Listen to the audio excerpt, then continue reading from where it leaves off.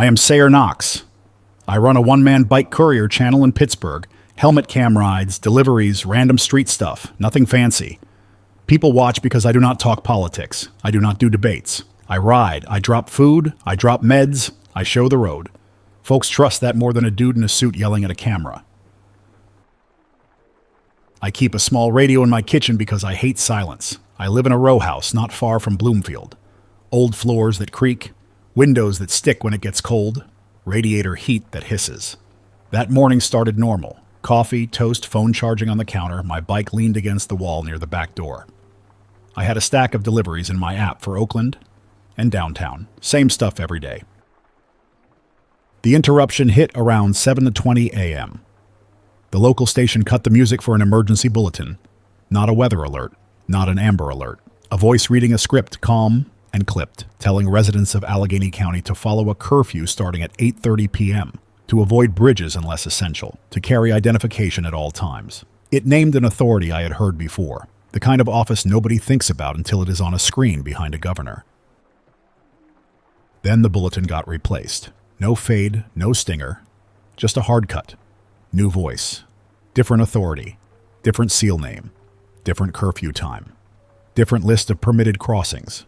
It called the first bulletin unlawful. It used the word illegitimate twice, and it told people to report anyone enforcing the first curfew. Same station, same signal, 2 different rule books inside 5 minutes. My coffee sat there getting cold while my brain tried to do math it did not want to do. I opened my phone. My comments section had turned into a live map.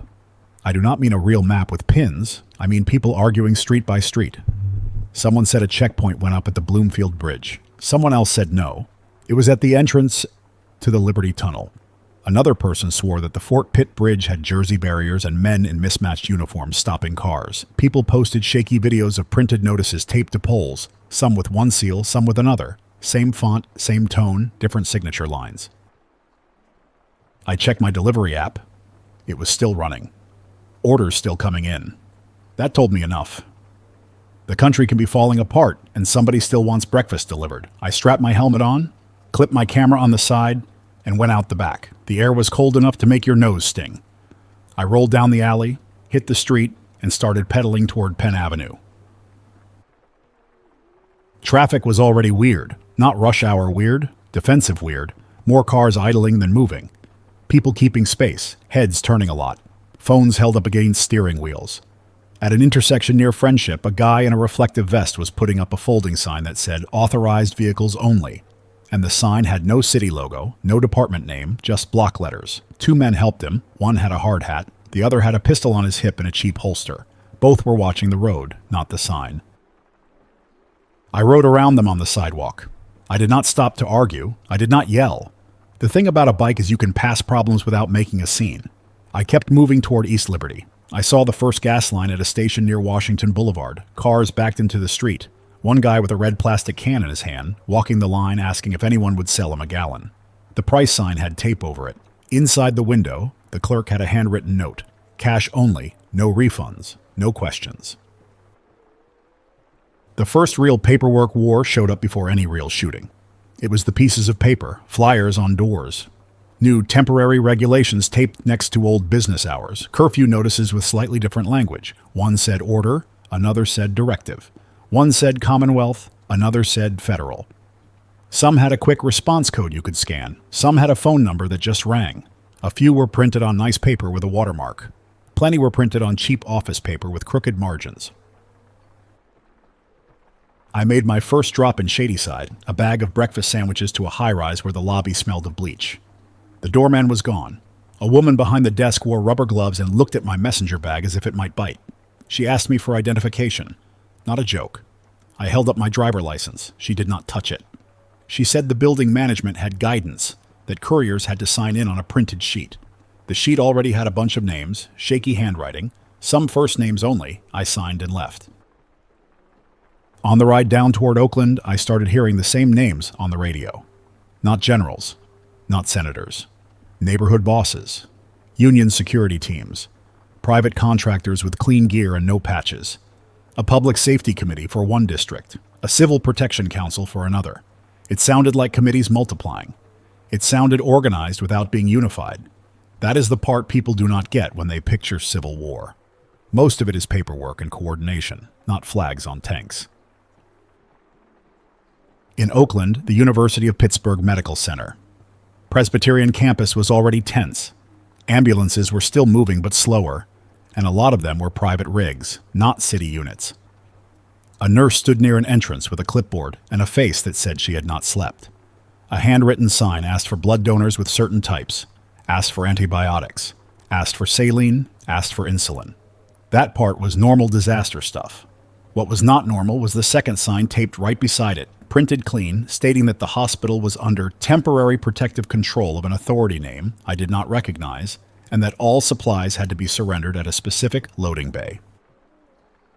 I did not have supplies on that ride besides deliveries.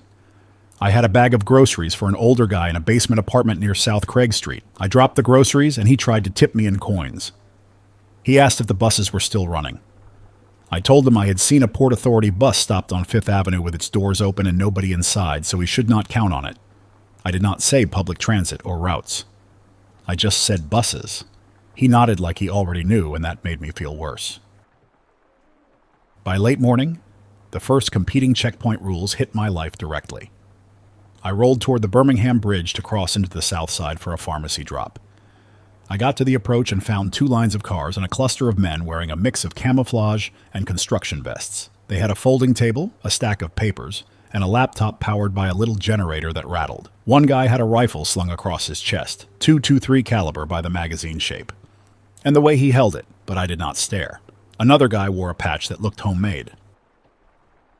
They waved cars through one by one. They stopped to pick up and made the driver get out. No shouting, just firm hands and short gestures.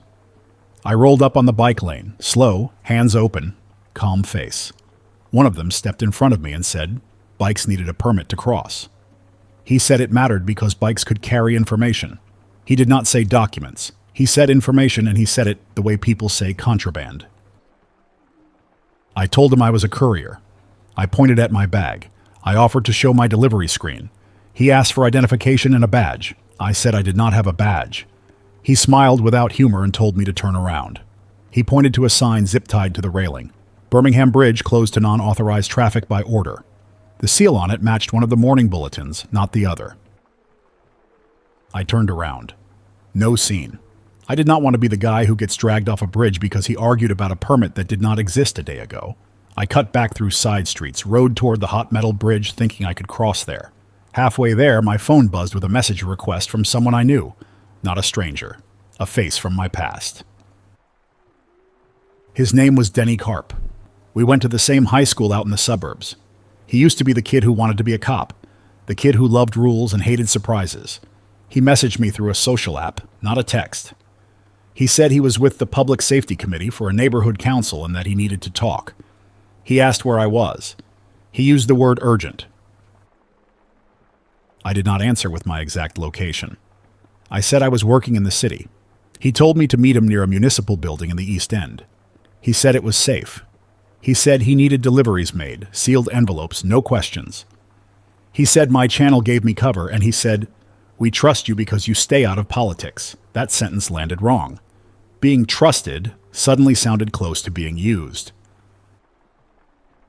While I was still thinking, another message hit my inbox from a firefighter I had met during a charity ride months back. Name, Mara Lindholm. She was exhausted even through text. She said official alerts were getting jammed. She said a bridge closure was going to happen fast, and civilians needed to know before they got trapped. She asked if I could push a warning on my channel because people were still watching me. I sat on the curb near a closed coffee shop and stared at my phone. Denny wanted me to run sealed envelopes for a committee. Mara wanted me to warn civilians about a closure. Both were asking for the same thing, my ability to move and my little bit of trust. The difference was motive. Mara was trying to keep people from getting crushed in traffic on a bridge. Denny was trying to move paper in secret. I chose Mara. I posted a short video, no drama. Just my face in the cold air saying, if you are headed toward the bridge near the river, do not. Pick another route or stay home. I said it plain. I did not name an authority. I did not accuse anyone. I just said the closure was coming and the streets would lock. I hit upload, and the app spun longer than normal. The post went up, then the view count crawled, slow and weird. Something was throttling. I rode toward the hot metal bridge anyway, keeping to side streets. I passed a group of people outside a grocery store with carts full of bottled water and diapers. A man shouted that the store was limiting purchases. Somebody else shouted that the limit was illegal. A third guy held up a printed sheet of paper and read it out loud, claiming it came from the real authority. I did not stop. I did not want to be on video within arm's reach of a crowd that angry.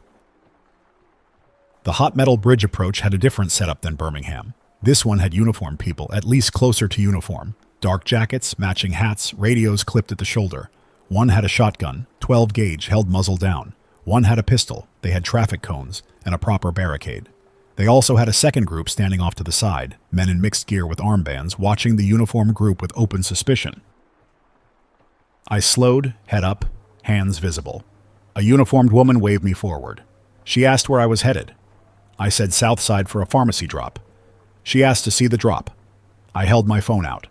She glanced at it, then nodded. She told me bikes could cross, but I had to stay off the roadway and go straight through. She said it fast, the way you talk when you do not want the other group to overhear too much. I thanked her and started across. Halfway over the river, I looked back. The mixed gear group had moved closer to the barricade, arguing with one of the uniformed men. No shouting yet, but hands were doing aggressive gestures. The uniformed woman who let me through looked tense, jaw tight. I pedaled harder. In the south side, things felt normal for about 6 blocks. People walking dogs, a bar with lights still on. Then I hit Carson Street and saw the first temporary seizure done in daylight. A gas station had 2 pickup trucks parked at the pumps, doors open, men standing around with rifles. They were not filling up. They were controlling. A handwritten banner on the window said the station was now under rationing authority and that fuel was reserved for authorized essential travel. People were arguing in a line. A woman was crying. A man with a red face was filming. Nobody looked confident enough to actually fight, which is what kept it from exploding. The pharmacy drop was at a small independent place near a side street. The pharmacist, an older man with shaky hands, slid the bag out to me through a cracked door. He asked if I had heard anything about insulin shipments. I told him I heard rumors, nothing solid. He said he got 2 calls with 2 different sets of instructions, both claiming to be the supply chain authority. He asked which one was real. I told him I did not know. He looked at me like I had stolen something from him, then shut the door gently, careful not to slam. On the ride back, my radio in my backpack was picking up more chatter than normal, not police dispatch. That had gone quiet, then patchy. This was civic statements, committee bulletins, citizen advisories. Voices telling people to comply, to report, to avoid certain streets. One voice used the word traitor. Another voice used the phrase, restoring lawful order. Each voice claimed the same city. By afternoon, the real danger was not bullets. It was confusion that made people do dumb things. A school bus full of kids got stuck on Forbes Avenue because an intersection got blocked by a hastily built checkpoint. Parents tried to reach the bus and got turned away by men who could not even explain who they worked for. I saw 2 mothers screaming at a barricade while a teenager behind the barricade gripped a rifle with both hands and looked terrified. That kid should have been in a classroom.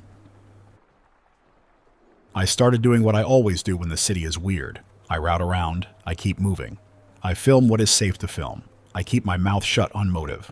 I recorded street signs covered in tape. I recorded a line of people outside a bank, the doors locked, an employee inside shaking his head. I recorded a church in Polish Hill handing out soup.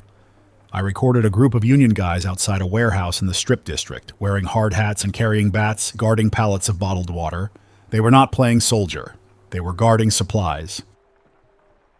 Late afternoon, Denny called my phone. Actual phone call. That startled me because voice calls had been dropping all day. His voice sounded wired and proud. He said my warning post did damage because it helped the wrong movement. He said the committee needed me to help stabilize. He said he had envelopes ready and a list of addresses. He promised payment. He promised protection.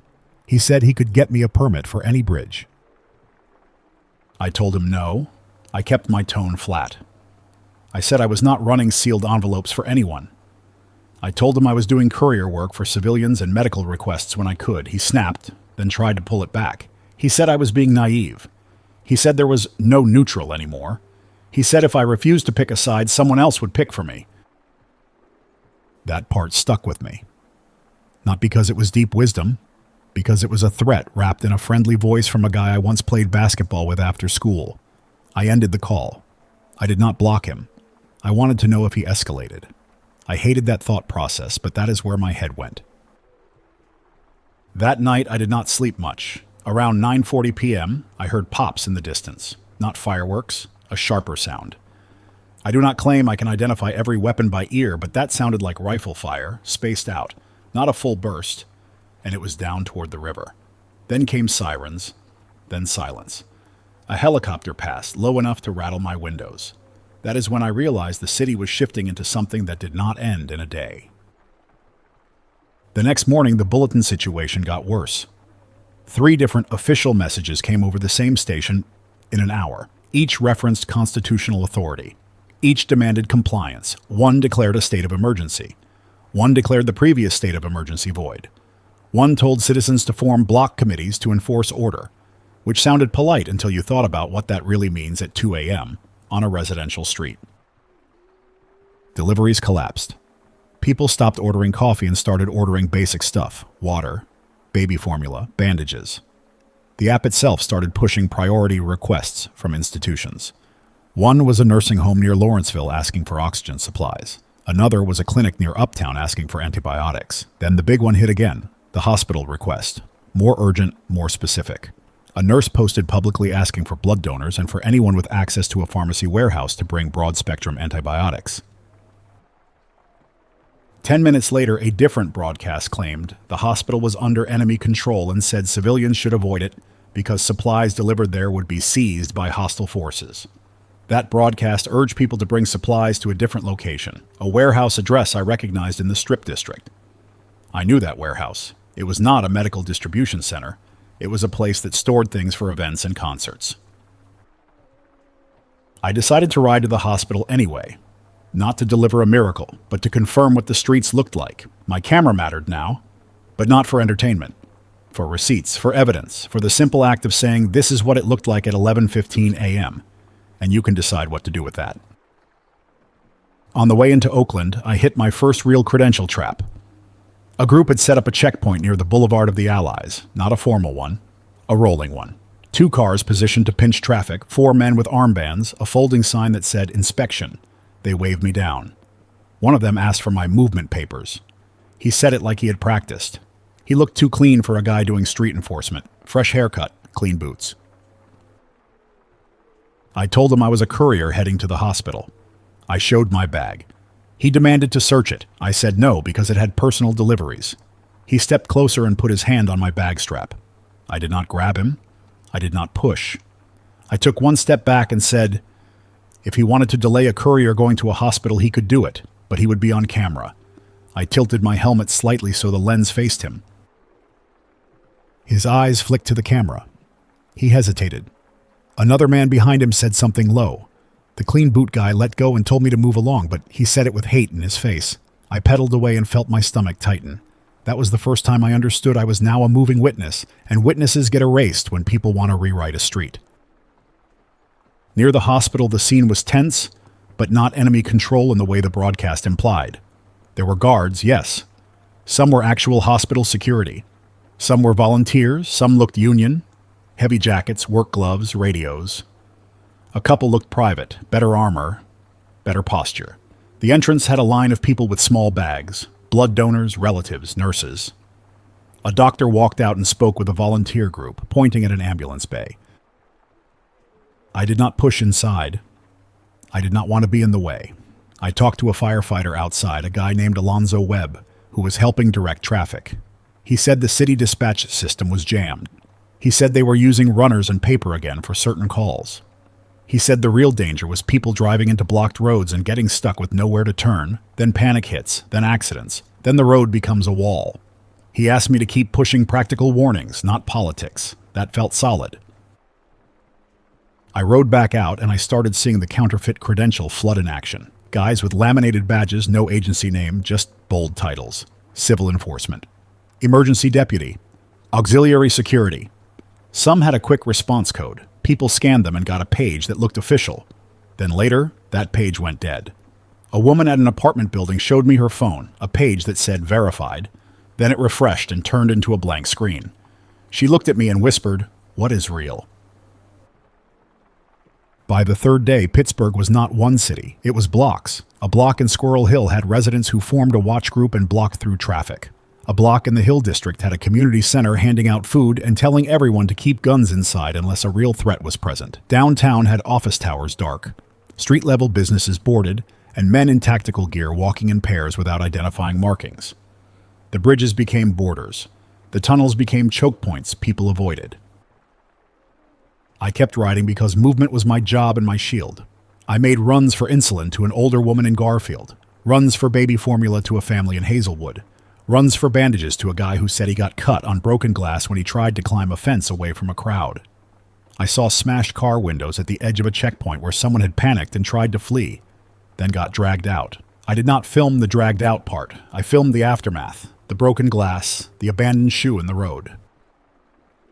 Denny did not drop it. He started sending messages that got uglier. He claimed the committee had legal authority from a city council in continuity. He said other councils were traitors. He said I was helping traitors by warning civilians about closures because it reduced pressure on his side. He told me I was being watched. He used my full name, first and last, in a message. That was meant to remind me he could find records. I started sleeping with my bike inside the house, not in the back shed. I started keeping my helmet and bag by the door because if somebody came to force me to do something, my only move was leaving fast. I also started doing something I never did before, pulling the memory card from my camera and hiding it in different spots. One card in a sock drawer. One card taped under a loose floorboard. One card inside a plastic bag in a cereal box. That is paranoid behavior. It was also logical behavior. On day 4, the firefight people expected finally happened, but it was not dramatic in the movie's way. It was sharp and fast and ugly. It started at a checkpoint near a bridge approach, 2 groups arguing over whose papers were valid, and then someone fired. I was not right there. I was 2 blocks away delivering canned food to a guy who said he could not leave because his mother was on oxygen.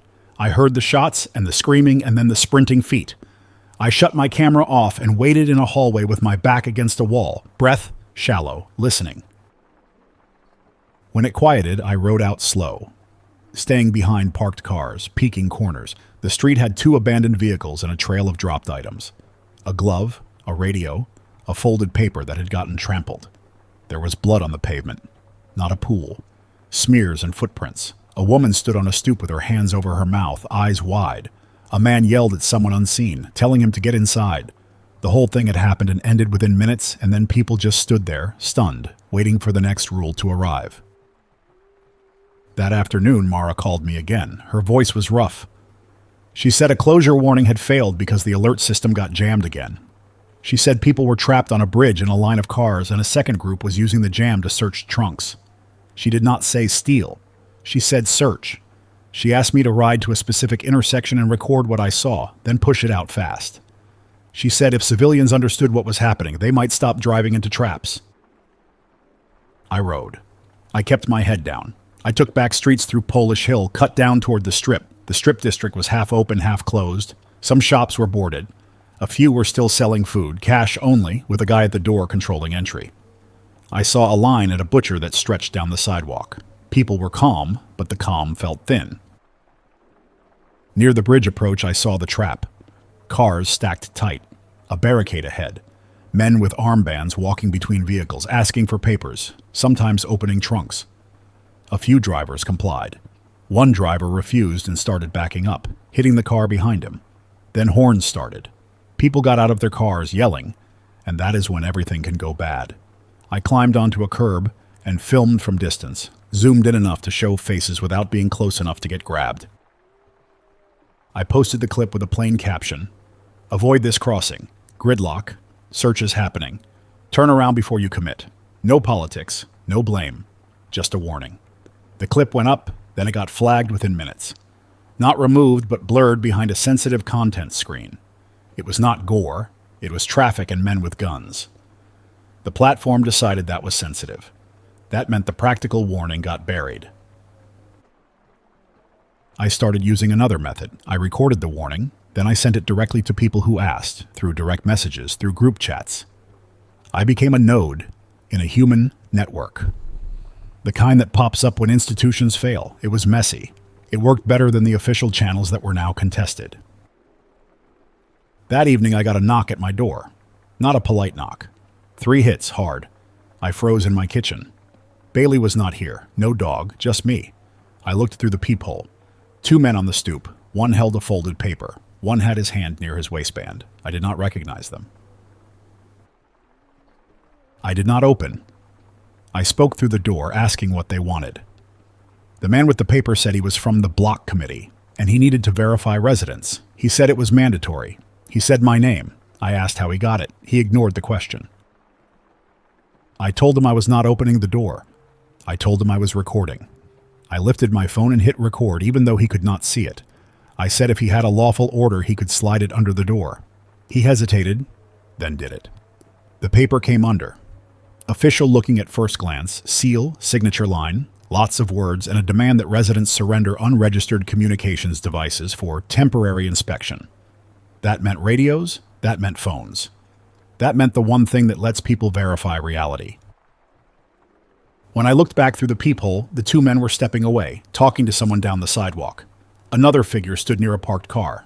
I did not wait. I grabbed my bag, helmet, jacket, and I left through the back, cutting through the alley, bike wheels rolling soft. I rode with no lights for 2 blocks until I hit a better lit street. I did not want to be seen leaving my own place. That is a sentence I never expected to mean anything in my life. I spent that night in a friend's basement in Stanton Heights. Her name was Kelsey Reed. She worked at a veterinary clinic. She had supplies and a stubborn attitude. She let me in, no lecture, just a look that said she understood things were shifting. We sat on folding chairs with a battery lantern between us. I listened to the radio. Kelsey listened to silence. We heard 3 different bulletins again, each claiming control of Allegheny County. None of them mentioned the people stuck in traffic, the people running out of insulin, the hospital trying to keep patients alive. The next morning I decided to do something I avoided for years. I went to see Denny face to face, not to join him, to understand how far he had gone. I rode toward the municipal building he mentioned, keeping my route indirect. Downtown looked hollow. Streetlights still worked in some areas. In others, intersections were dark and people took turns moving through. Careful, slow. I saw a burned trash pile in the middle of a street where someone had tried to block traffic. I saw a group of young men carrying plywood sheets, boarding windows. The building Denny wanted me near had men outside with matching armbands and a printed sign declaring it a civil administration center. Someone had painted over the city emblem on the door. A camera had been mounted above the entrance, new and cheap, wires exposed, running inside through a cracked window. A table held stacks of papers, clipboards, and a box of wristbands in different colors. That is how control starts. Not with speeches, with wristbands and forms. Denny came out smiling, relief on his face. Then it hardened into that rule lover expression I remembered. He looked older than he should, not from age, from stress. He started talking fast about stability, about protecting neighborhoods from outside agitators, about needing trusted couriers to carry sealed directives. He said the envelopes were orders for supply distribution and security coordination. He said I could make real money and get protection. He said my channel could be aligned with the lawful authority. I asked him a simple question. Who decides what is lawful today and what happens tomorrow when another voice says the opposite? He laughed and said I was still naive. He said law was who can enforce it. That sentence was honest. It was also the moment I knew I could not help him without becoming part of a machine that would grind people who did not fit. I told him I would not carry sealed orders. He got angry. He said I was sabotaging stability. He said Mara and the fire department were compromised by enemy messaging. He said the hospital was compromised. He said every institution that did not submit to his committee was compromised. That is the pattern. Everything becomes an enemy if it cannot be controlled. 2 men stepped closer behind him. One had a pistol visible now. Denny's voice dropped. He said he did not want it to get messy. He said he could still make it easy. I took 1 step back and told him I was leaving. He said I could not. I did not argue. I turned and walked my bike away, slow, steady, eyes scanning. I was expecting a grab. I was expecting a tackle. It did not happen. Not yet. They let me go because grabbing me on the sidewalk would look bad. Optics still mattered. I rode hard out of downtown, heart hammering, and I did not stop until I hit the edges of the East End again. When I finally slowed, I realized my hands were shaking. Not fear alone. Anger, grief. Denny was not a cartoon villain. He was a guy who believed order mattered more than people. He had found a moment that rewarded that belief. Over the next week, the city slid deeper. Banks stayed closed. Cash got weird. Some stores took cash only. Others refused cash and demanded trade. Gas became a controlled commodity. Generators became gold. The water pressure dropped in some neighborhoods because pumping stations needed maintenance and staff did not show up. Trash piled up on corners. Rats got bolder. Schools were closed, then reopened under competing administrations, which meant some kids got told to show up at a building where armed men were now checking backpacks. Parents stopped sending them. My channel turned into a practical bulletin board. People stopped asking for cinematic footage. They asked, is Butler Street passable? Is the Liberty Tunnel open? Is there a line at the pharmacy? Are there armed men at the entrance to the Giant Eagle? Those questions are survival questions when the official answers contradict each other. I kept my voice plain. I described what I saw. I avoided telling people what to believe. I did not always succeed. People heard what they wanted to hear. One day, Mara asked me for something heavier. A fire station needed antibiotics for a wound infection on a firefighter who got cut during debris removal. The normal supply chain was dead. A clinic had a small stash.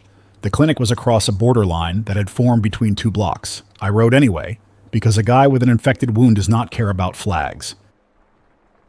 Crossing that line meant dealing with another checkpoint. This one was run by men with union jackets and a couple older veterans who carried themselves with discipline. They did not act excited about control. They acted tired. They asked who I was. I told them the truth. They asked where I was going. I told them the truth. They searched my bag with care, not with theft energy. They warned me that a different checkpoint 2 blocks ahead was less stable. They told me to keep my head down and not film faces. That was decent advice.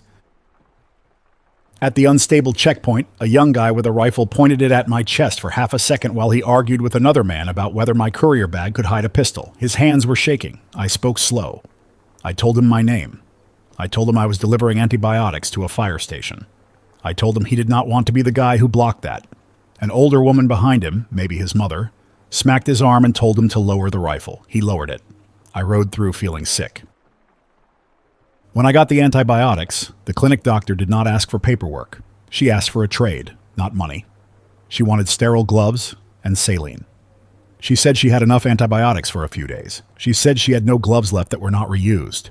I promised to try. That promise felt heavy because I could not guarantee anything anymore. I carried the antibiotics back in my bag as if they were glass. At the fire station, Mara met me at the bay door. She looked exhausted, soot in the creases of her face. She thanked me, and then she asked me to stop riding alone at night. She said people were grabbing couriers, forcing them to carry messages, forcing them to carry supplies for the wrong side. She said some couriers got beaten when they refused. She did not tell me details. Her eyes told me enough. That night, the radio carried a new kind of message.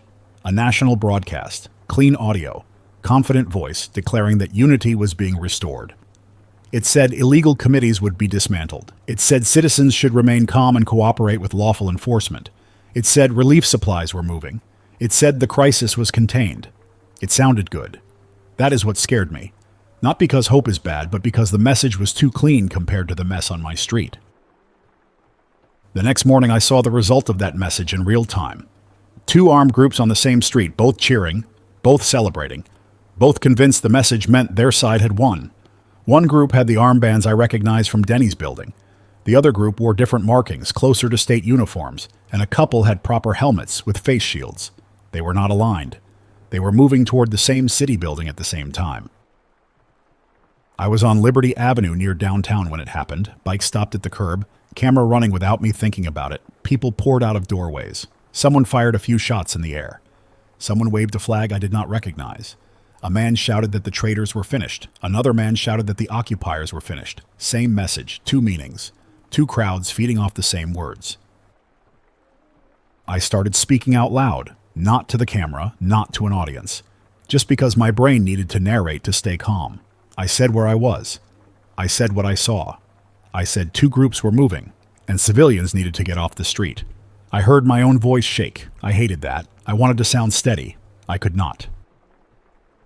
The first group reached the building steps and started stacking near the entrance, rifles up, scanning. The second group came from the cross street, moving in a tighter formation, weapons low but ready. For a few seconds, both groups paused, reading each other. No one wanted to be first to shoot in front of a cheering crowd. Then someone yelled an order. I could not tell which side. I just heard the change, the shift from celebration to violence. I backed my bike up, slow, keeping the building between me and the most likely angles. People around me did not move fast enough because they were still trying to understand what they were seeing. A woman grabbed her kid's hand too late. A man tried to keep filming instead of leaving. I shouted at strangers to get inside, to get behind walls, not cars, because cars do not stop rifle rounds. I do not know where that knowledge came from in my mouth. Probably from too many news clips over the years. The first shots hit, not a long exchange. Quick cracks. People screamed and scattered. The cheering turned into panic in one breath. I jumped on my bike and pedaled hard. Not graceful. Just survival movement, cutting down a side street, hearing more shots behind me. I did not look back until I was 2 blocks away and behind a brick building. I stopped in a recessed doorway and forced my breathing down. My hands shook on the handlebars. I listened for the pattern. A few more shots, then a pause, then more. I heard a car engine rev and a crunch that sounded like a collision. Somebody screamed again, closer, then it cut off into a cough. I slid my helmet up just enough to wipe sweat off my face with my sleeve. The cold air hit my skin and woke me up. My phone had no service. The camera was still recording. Little red light steady. I did not know if it mattered. I did not know if anyone would see it. It mattered to me anyway, because I needed something that stayed true when everything else got rewritten. I peeked around the corner and saw a man down in the street near a mailbox. He was on his side, moving. 2 people were crouched near him. 1 woman, 1 man. The woman kept looking up the block toward the gunfire. The man kept trying to drag the injured guy by the shoulders. They could not get traction because the pavement was wet and the injured guy was heavy. My brain did the selfish math first. If I go out there, I become a target. If I stay hidden, I live longer. Then another thought hit right after, sharp and plain. If people keep leaving the wounded in the street, this city turns into a place nobody returns from, even if nobody shoots again. I rolled out, slow and low, bike between me and the open street. I did not sprint. Sprinting draws eyes. I pushed the bike across the road and crouched by the injured man. He was conscious. His eyes tracked me. He was breathing fast, shallow, blood on his jacket near the shoulder and down his sleeve. I did not play medic. I am not a medic. I did the only things I knew how to do without making it worse. I told him my name, told him to keep breathing, told him we were getting him behind cover. I grabbed his belt in the back of his jacket and pulled. The other man grabbed the shoulders. The woman watched the corner and kept saying, "Move, move, move," under her breath. We got him into the doorway where I had been. The woman pressed a scarf against his shoulder with both hands. She told me she worked at a dental office and she had no idea what she was doing. I told her to keep pressure and keep his head up. I did not say it with confidence.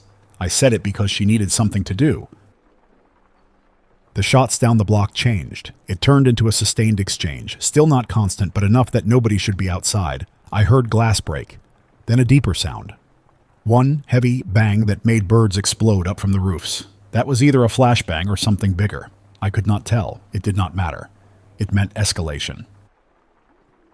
A police cruiser crawled by at the far end of the street, then stopped, then reversed out fast. No siren. Just a retreat. That told me the normal layers were gone. Nobody was coming to clean this up. I looked at the injured man and tried to decide the next move. Hospital meant crossing blocks, crossing borders, crossing the wrong kind of attention.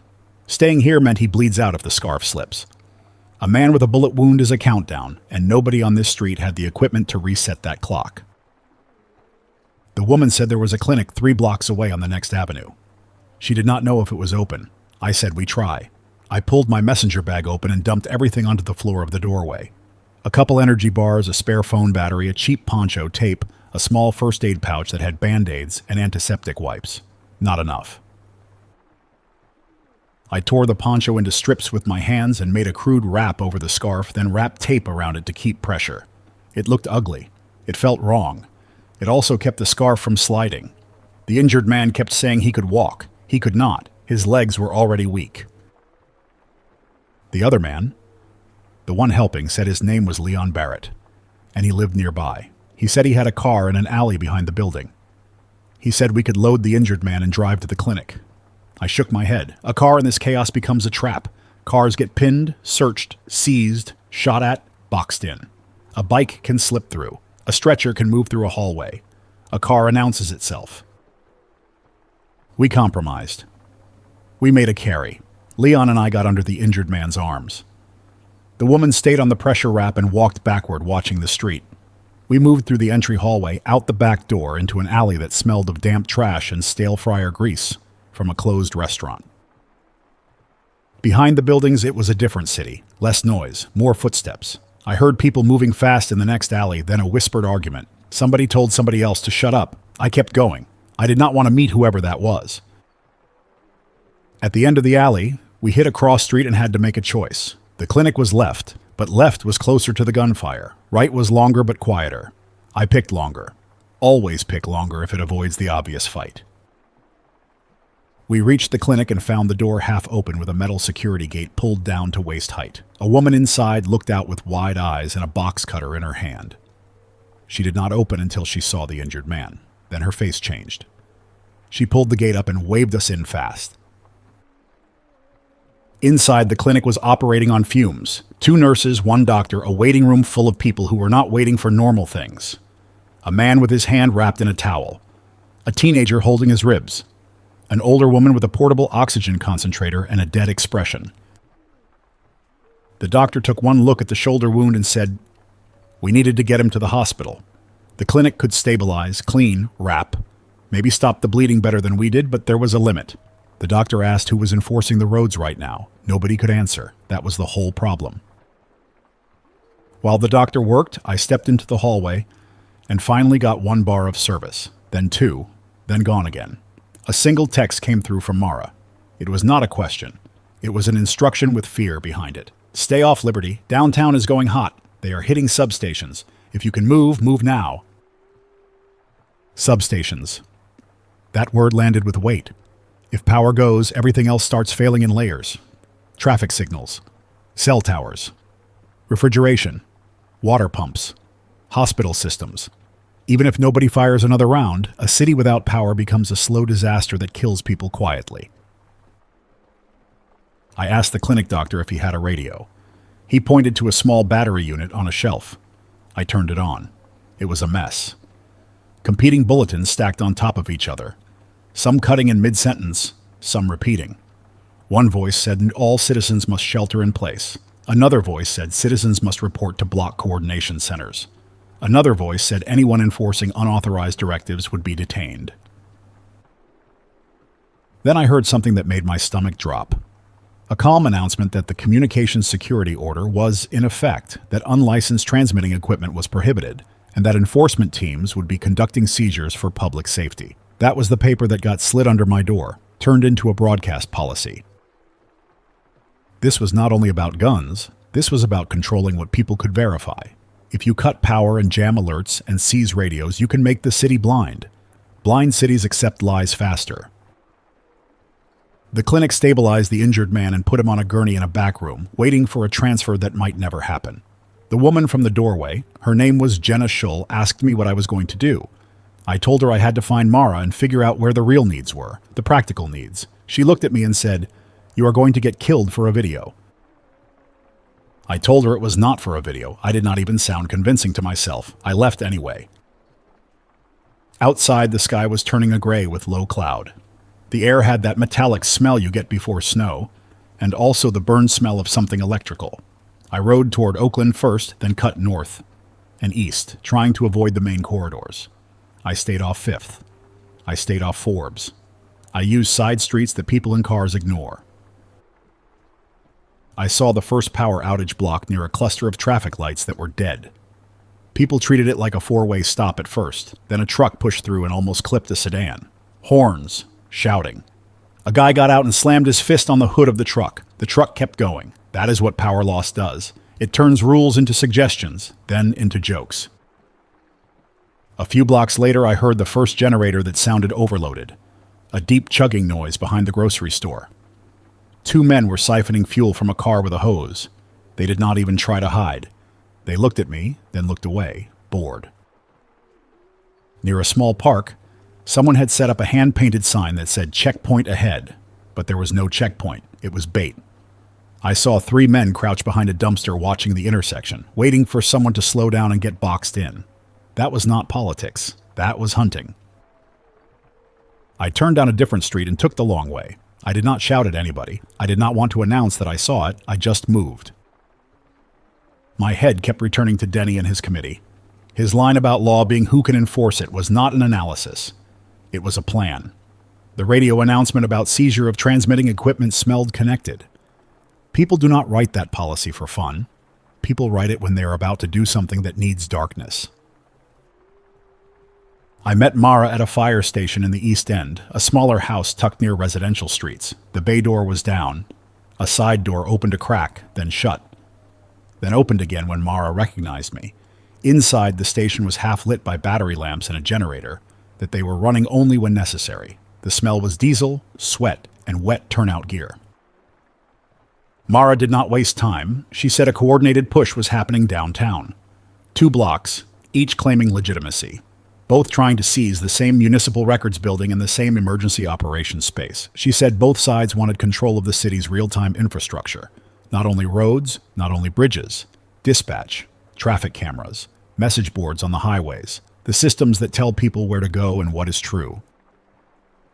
She also said something worse. A crew in unmarked gear had tried to enter a bigger station on the north side and demanded their radios and spare batteries, under communications security order. The station captain refused. The unmarked crew left. Then an hour later, a different group showed up and accused the station of harboring illegal transmitters. That is how you justify raids. You manufacture a violation, then enforce it.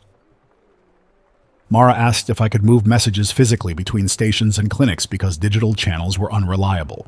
She said her people were getting split by false orders. She said trucks were being directed into ambushes by fake detour advisories. She said if my eyes were still working, she needed them. I told her I would do it, but I made a rule right there, out loud. No sealed envelopes, no mystery packages. If somebody gives me a message, I read it first. If somebody refuses, I do not carry it. Mara nodded and said good. She said that rule might save my life.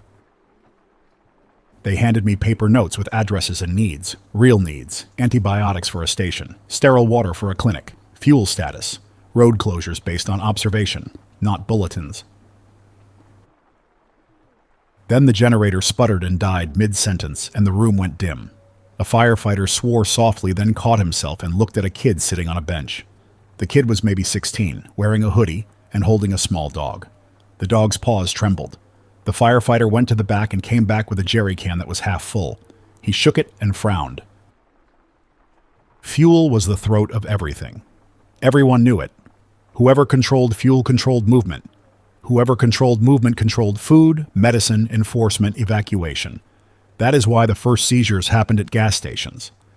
That is why the men with rifles stood by pumps instead of by grocery stores. I made the first run for Mara to a clinic in Shadyside that had saline and gloves. The route I chose avoided the major corridors and stayed on smaller streets that wound behind apartment blocks and churches. It took longer. It was quiet. Quiet does not mean safe, but it means fewer random eyes. At the clinic, the staff had stacked furniture in front of the windows. A doctor told me they were running out of power for refrigeration, which meant certain medications would degrade, which meant their options would shrink by the hour. The doctor said the hospital had a bigger generator, but fuel deliveries were getting hijacked. He said hijacked, not seized. He was done with polite words. On the way back, I passed a Duquesne light truck parked at an intersection with its hazard lights blinking. 2 utility workers stood outside, hands raised, facing 3 armed men. The utility workers wore reflective vests. The armed men wore no clear markings. One armed man held a folder of papers and jabbed a finger toward a substation fence, visible down the street. I did not ride closer. I stopped behind a parked car and watched. One utility worker shook his head and pointed to the paper, then pointed to the substation, then made a cutting motion across his throat.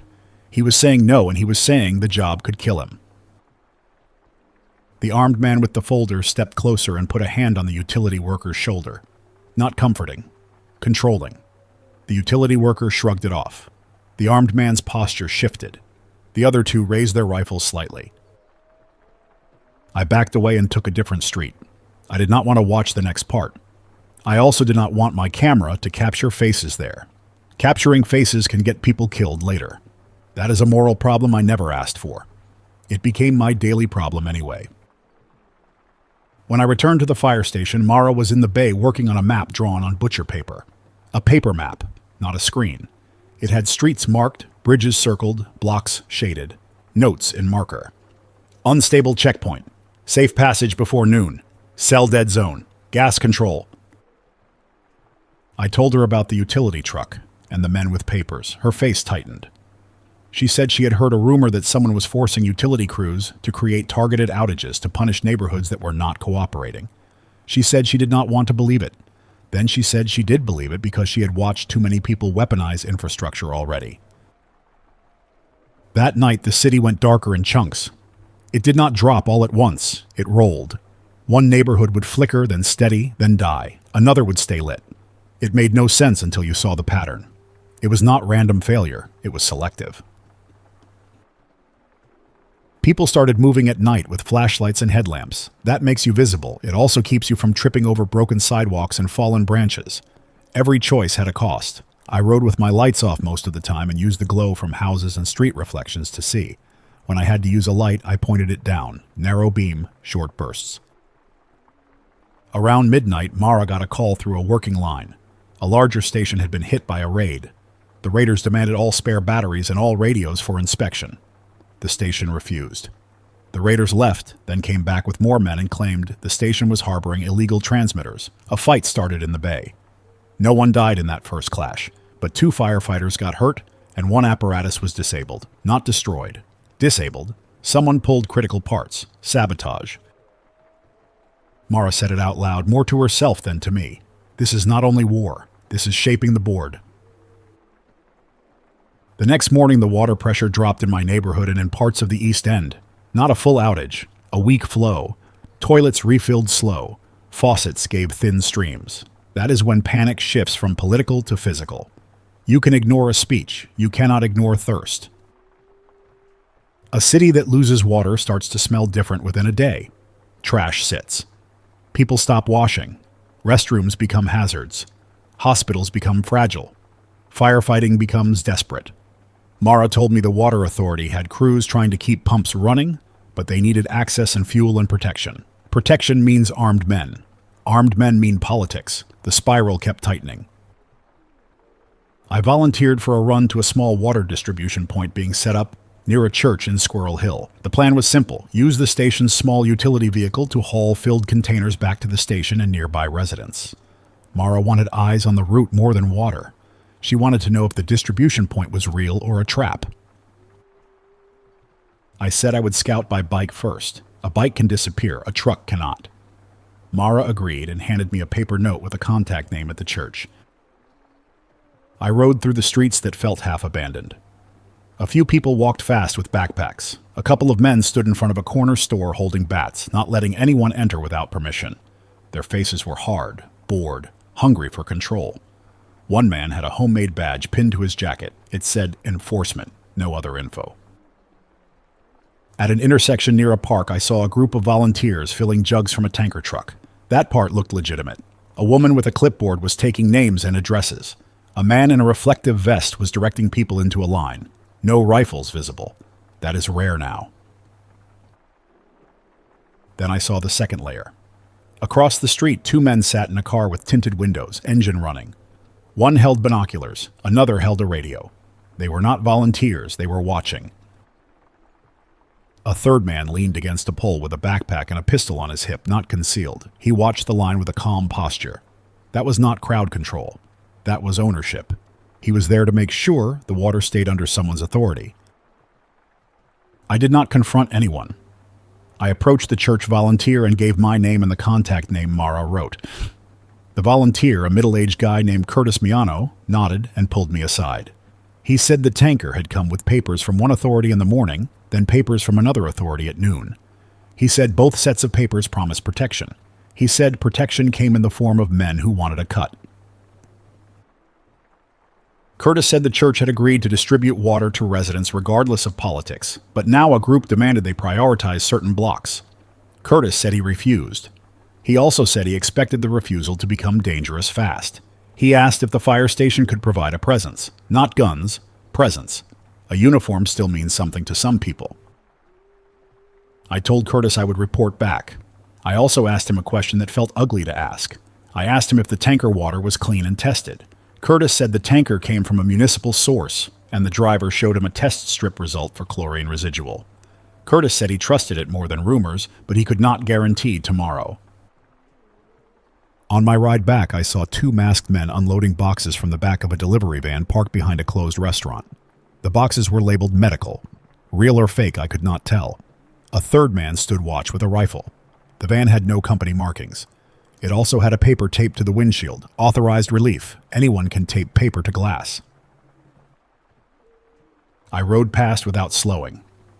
Then my phone buzzed with a message that did not come from Mara. It came from Denny. His message was short. You made yourself a problem. Stop moving for them. Bring your footage to the administration center. We will keep you safe. Last chance. My throat went tight. He knew I was moving with the fire station. He knew enough to threaten me.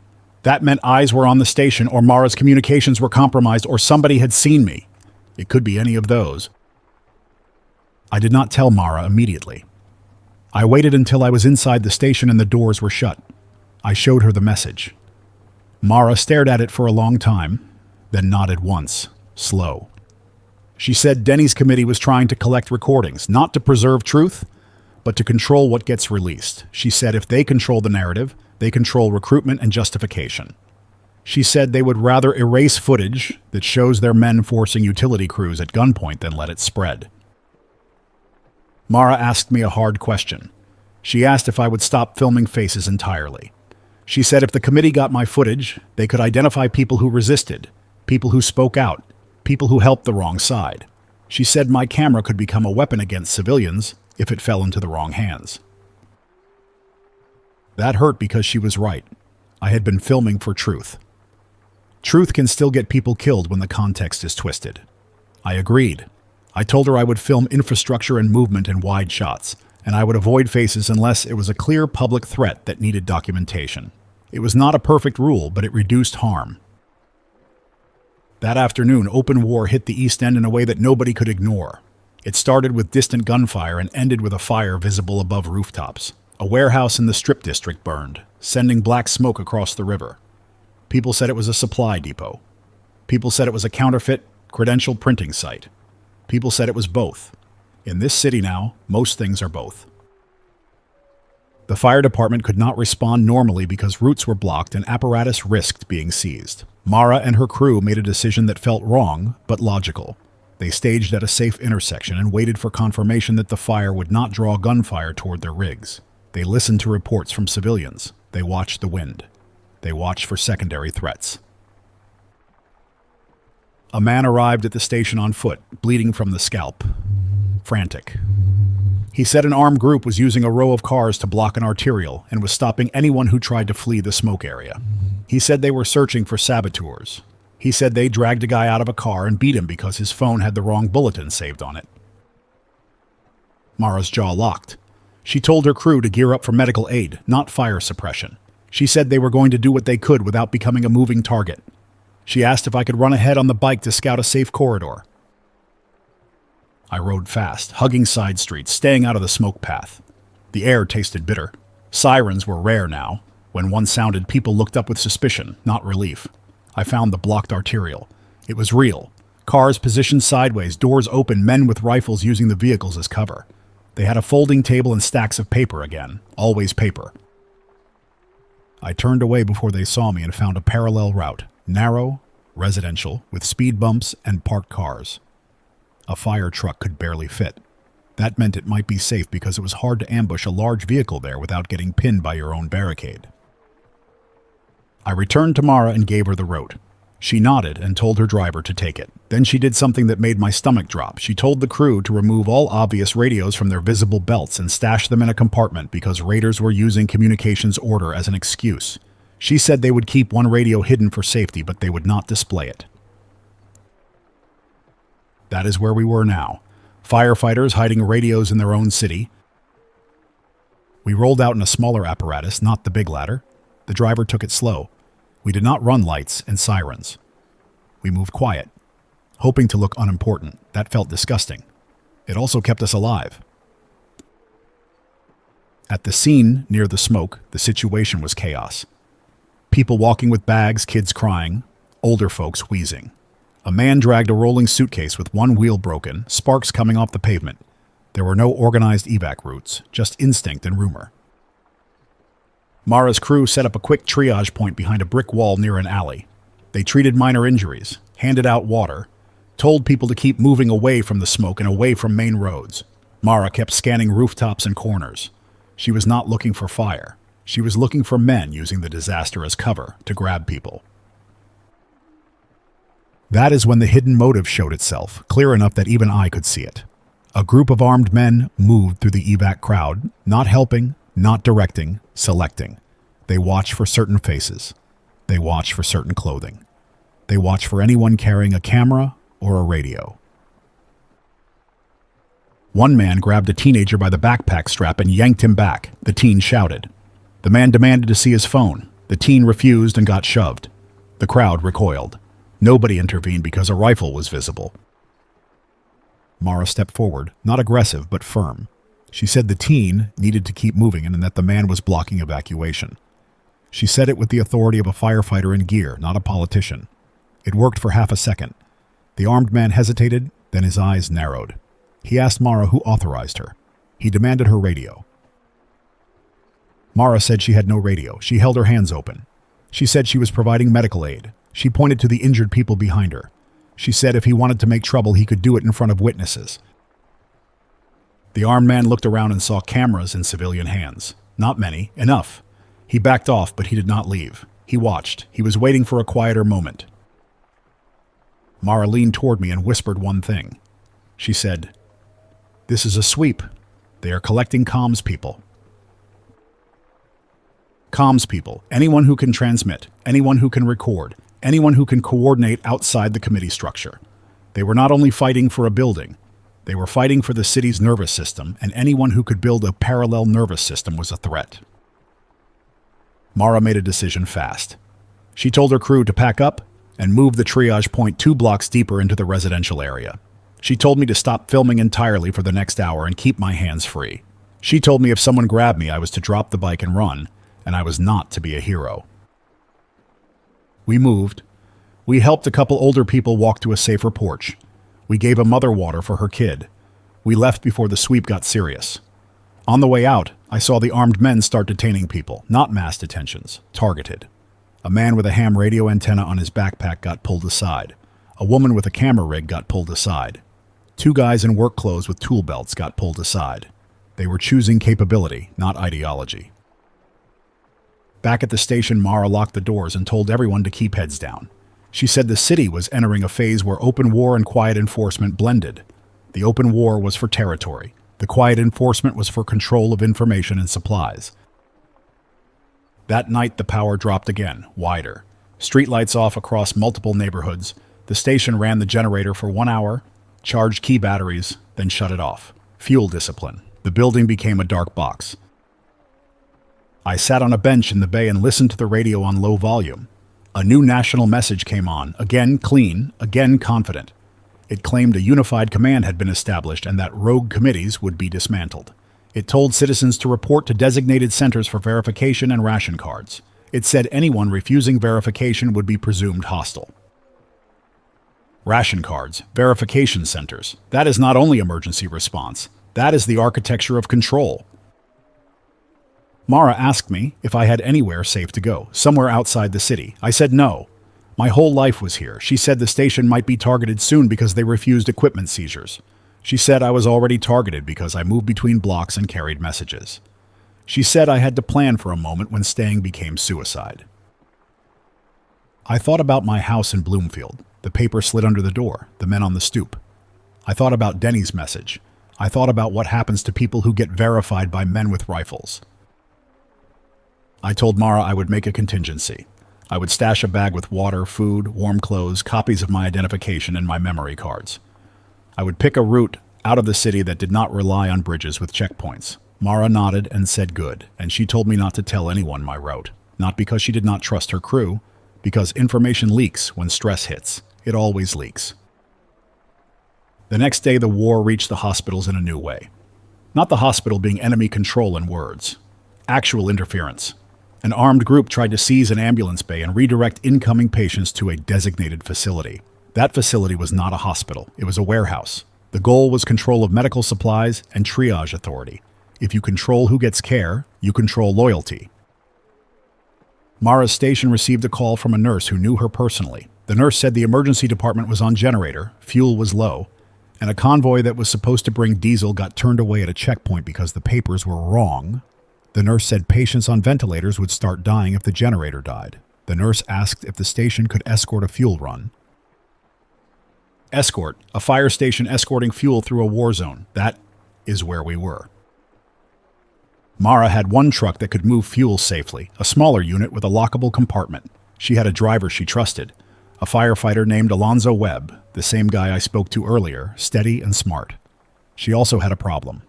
If they rolled a fire truck in daylight with fuel, every hungry group would see it. Every checkpoint would want it. Mara decided to do it at dawn, before the streets filled, and to route through residential corridors, not arterials. She asked me to scout again, to identify which intersections had new barricades overnight. I went out at first light, breath fogging. Streets quiet except for distant dogs barking and a few engines. I found 3 new barricades within 10 blocks, all made from dumpsters and plywood. One had a sign claiming it was an authorized verification point. Another had no sign at all. The third had a painted symbol I did not recognize. A man stood behind the third with a rifle and a thermos, looking tired. He watched me pass. He did not stop me. That made it worse, because it meant he was choosing his stops. I rode back and gave Mara the map updates. The fuel run rolled out at 6:40 a.m. Alonzo driving, Mara in the passenger seat, 2 firefighters in back. I rode ahead on the bike as a lookout, staying a block in front, checking corners. We made it halfway across Oakland before the first confrontation. A checkpoint had appeared where none was yesterday, set up at a narrow intersection. 2 cars angled to block. 4 men with armbands, a folding table, papers, always papers. 1 man held a handheld radio, 1 man had a shotgun. I stopped short, turned back, and flagged the truck to slow. Mara leaned out the window and asked what I saw. I told her the intersection was blocked and the men looked organized. Mara's face went hard. She told Alonzo to kill the headlights and roll slow, not aggressive, not timid. They waved the truck to a stop. A man walked up and demanded to inspect the compartment. Mara got out, hands open, and said they were delivering fuel to the hospital generator. She said it clear, loud enough that anyone nearby could hear. She said, if the hospital lost power, people would die. The man with the radio asked who authorized the delivery. Mara said, life authorizes it. She did not say it dramatic. She said it angry and tired. The checkpoint man laughed once and said he had orders. He said the fuel was to be redirected to a designated facility. Mara asked which facility. He gave an address that was not the hospital. Mara said no. The man stepped closer and put his hand on the truck door. The man with the shotgun shifted his stance. That moment stretched. I thought we were about to watch people die over paperwork while a hospital generator coughed its last. Then a new element hit. A car rolled up behind the checkpoint, not part of it, with 2 men inside wearing different armbands. They got out and started arguing with the checkpoint men. The argument was about authority. Each side claimed different legitimacy. It was a paperwork war happening in the open with guns present. Mara used that distraction. She told Alonzo to turn the wheel slightly and prepare to move if there was a gap. She looked at me and pointed, telling me to get clear. I rolled my bike backward behind a parked car. The arguing escalated. 1 man shoved another. A shotgun got raised. Mara shouted, "We are going to the hospital. Move or let us pass." A gap opened when two men stepped into the street to face each other. Alonzo punched the accelerator and the truck surged forward, not ramming, but forcing space. The checkpoint men shouted and jumped back. The truck squeezed through, tires scraping a curb. Shots cracked behind us. Not many? Enough. A bullet hit a parked car with a metallic ring. We kept going. I pedaled hard behind the truck, staying low. My lungs burned. My eyes watered from cold and adrenaline. We reached the hospital service entrance and got the fuel delivered to the right place. A maintenance worker with oil-stained hands cried when he saw the cans. He said the generator had been down to its last hour. He said the emergency department had been preparing to hand ventilate certain patients if the power died. He did not say it dramatic. He said it plain, which made it worse. Mara told the maintenance worker to hide the fuel and lock it down. The worker nodded and said he would, but he looked defeated. He said people had already tried to seize supplies twice. He said it was only a matter of time before someone came again with better guns. On the way back, Mara said the fuel run proved something. It proved that the open war was starting to revolve around choke points and resources, not only ideology.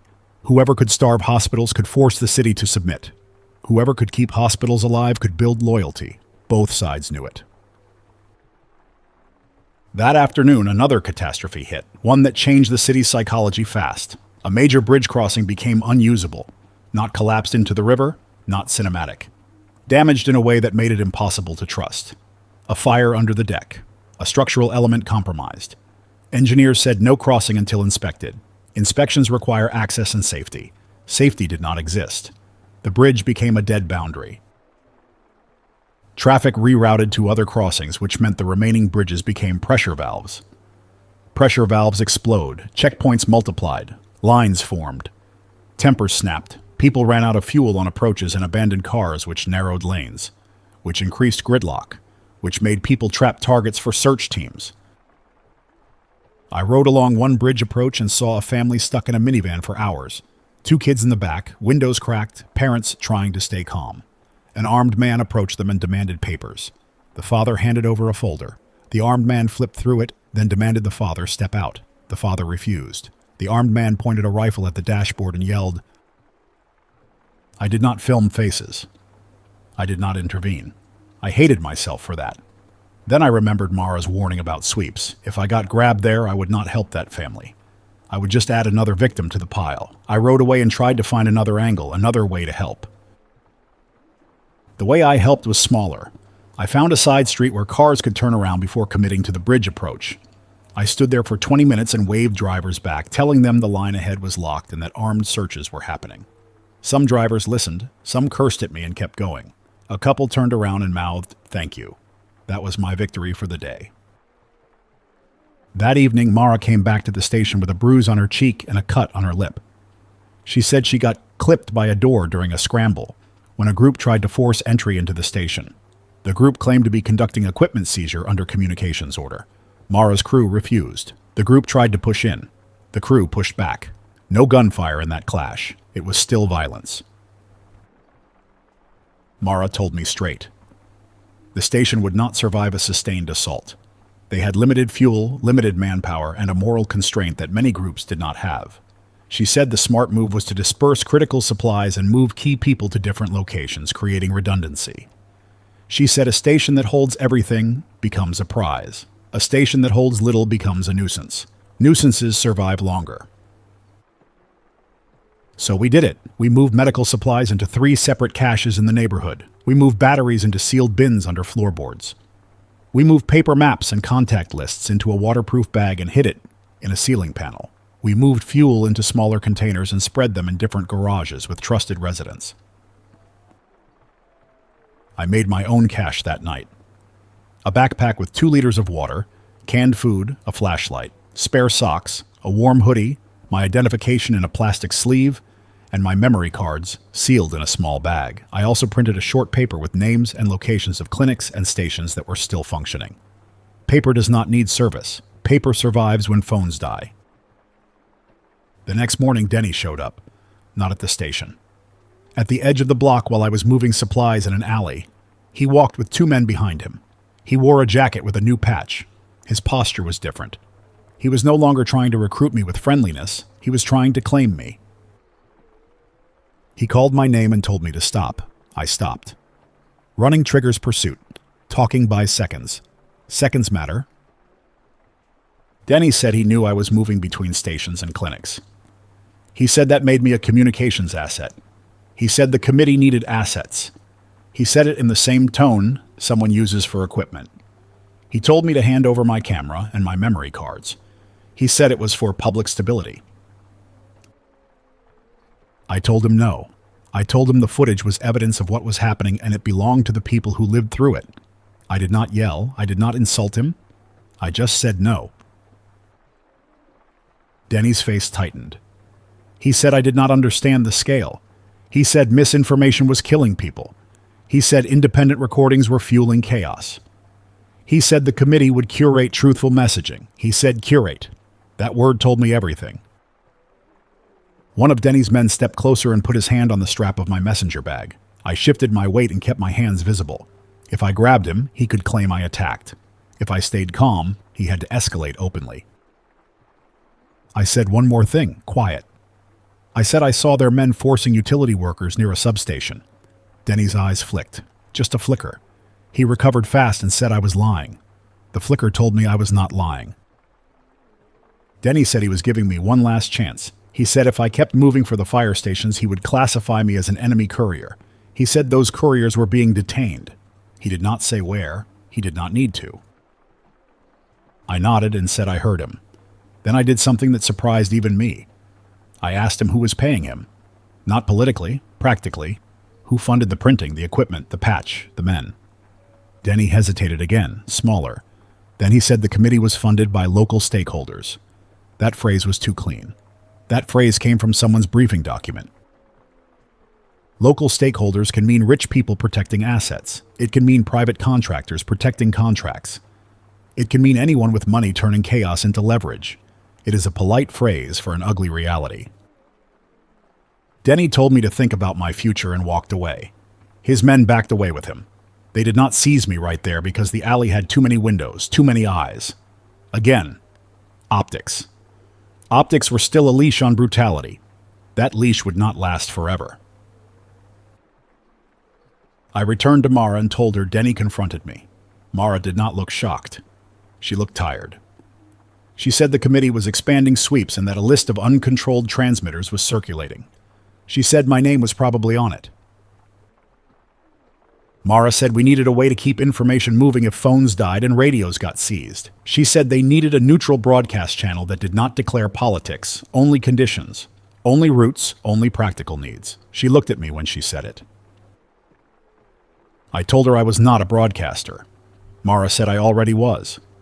My channel was a broadcast, just with pictures. She said if images were being throttled and flagged, that meant voice might work better. She asked if I could record an audio message that could be shared person to person, copied, passed on flash drives, played on car stereos, anything. She said the goal was not audience size, the goal was survivability. That is what I'm doing now. This is not a show. This is not branding. This is a message for whoever gets it. The war in Pittsburgh is not one front. It is dozens of small fronts, bridges, substations, fuel depots, clinics, dispatch centers, data rooms in city buildings. The people fighting are not only soldiers. Plenty are men who learned that a rifle and a laminated badge can create a job overnight. Plenty are private security hired by people with money who want to protect property, then expand into governance. Plenty are locals who think they are defending their block, and they are until the defense turns into control. The catastrophic part is that the city's essential systems are being used as bargaining chips. Power is being cut to punish neighborhoods. Water is being throttled to force compliance. Fuel convoys are being redirected away from hospitals. Ambulance routes are being blocked by competing checkpoints that do not care if patients die. This is what open war looks like when it is fought inside a modern city, not tanks on every street. It is the slow collapse of the services that keep people alive, plus targeted violence to control the channels that tell people what is happening. If you are in Pittsburgh and you are trying to decide what to do, I can only tell you what I have learned the hard way. Do not trust a bulletin because it sounds official. Trust patterns you can verify. Trust what you see at your own intersection. Trust what 3 separate people report from 3 separate angles. If someone demands your phone for verification, treat it as a threat. Phones hold contacts, photos, locations, messages, habits. Handing it over is handing over your life. If you must comply to survive, remove what you can first. Turn off location services, delete sensitive messages, power down completely. Keep paper backups of essential numbers and addresses. If you have medication that must stay cold, plan for refrigeration failure. Use coolers. Use ice while it exists. Ask clinics if they have generator access. Do not assume the pharmacy will. Pharmacies are getting hit because they are soft targets with high value. If you have to move across the city, avoid bridges at peak hours. Bridges become borders. Borders become traps. Move early morning if you can. Use side streets. Do not follow detour signs unless you see the detour with your own eyes. Fake detours are being used to funnel cars into search points. If you see utility workers working on a substation or a pump station, give them space and protect them if you can without putting yourself in the open. Those crews are holding the city's life support with bare hands. If armed men force them to sabotage, the whole city pays. Now I'm going to tell you what I think is coming next, based on what I have seen, not on rumors. The sweeps will intensify. Committees will keep using communications security to seize radios, batteries, antennas, chargers. They will call it safety. The goal is to stop parallel networks. People who can coordinate are dangerous to anyone trying to rule by confusion. There will be another wave of selective outages. Not accidental, targeted. Neighborhoods that resist verification will go dark. Neighborhoods that comply will get power restored. That is how you turn compliance into comfort. It works faster than speeches. There will be a push to centralize medical care under designated facilities. That is not to improve care, it is to control supplies and control who gets treated. If you hear someone telling you the hospital is enemy controlled, ask who benefits from you avoiding the hospital. I am not saying every firefighter is good and every committee is evil. I have seen firefighters get angry and make bad calls. I have seen block volunteers do decent work. Reality is messy. The pattern I trust is this. Anyone demanding your silence and your devices is not trying to help you. Anyone trying to keep hospitals powered and water flowing is at least aligned with survival, even if that person has flaws. I have to make a decision now, and I'm saying it out loud because pretending I do not have to choose is how people get trapped. Mara's station is getting watched. Denny's committee wants my recordings. The national voice on the radio wants everyone verified. I am done waiting for the next bulletin to tell me what my life is.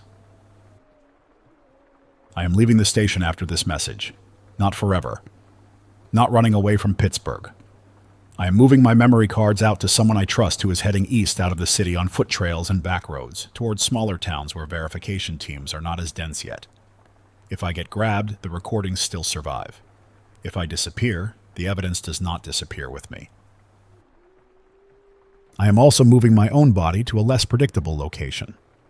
I'm going to stop sleeping in the same building every night. I'm going to keep moving in a pattern that does not make sense to watchers.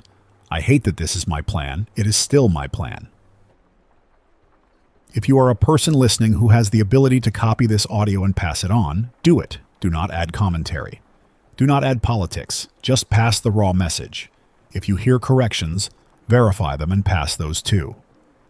The only thing that beats a controlled narrative is a network of ordinary people sharing conditions honestly. If you are one of the men running sweeps, if you are one of the people who thinks seizing radios will stabilize Pittsburgh, listen to me for 1 minute with an honest brain. You are not stabilizing anything. You are creating blind panic. Blind panic fills streets with cars and bodies and fires. Blind panic kills your own people too. If you want stability, keep power on. Keep water flowing. Keep hospitals running. Everything else is theater. I am going to end this message with a short status list because practical info beats a long speech. As of this morning, multiple bridges are choke points with inconsistent enforcement. Several neighborhoods in the East End have reduced water pressure. Power is intermittent, with selective outages spreading block by block. Fuel is controlled at many stations by armed groups. Hospitals are still operating on generator and parts, but fuel convoys are being interfered with. Sweeps for radios and recording devices are happening under the cover of communications security order. If any of that changes, I will record again if I can. If I cannot record again and you find this later, remember this: the first warning is not the shots. The first warning is when two authorities replace each other on the same broadcast and both claim legality. When that happens, protect your ability to verify reality. Protect your neighbors. Protect the people keeping the city alive.